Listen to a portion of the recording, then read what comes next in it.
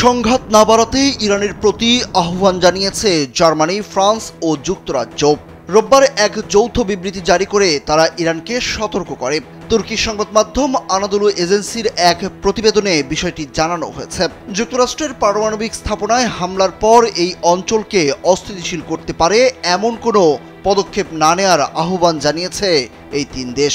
দেশগুলো বলছে এই অঞ্চলে অস্থিতিশীল করতে পারে এমন কোনো নতুন পদক্ষেপ না নিতে ইরানকে আহ্বান জানাচ্ছে তারা।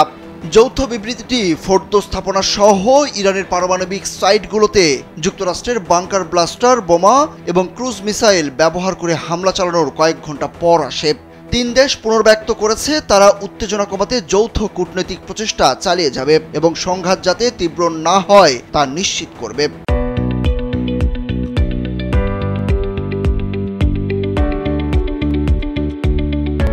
তারা আরও উল্লেখ করেছে ইরানকে তার পারমাণবিক কর্মসূচির সঙ্গে সম্পর্কিত সকল উদ্বেগ সমাধানের দিকে নিয়ে যাওয়া আলোচনায় অংশ নিতে আহ্বান তাদের। তারা সকল পক্ষের সঙ্গে সমন্বয় করে এই লক্ষ্যে অবদান রাখতে প্রস্তুত।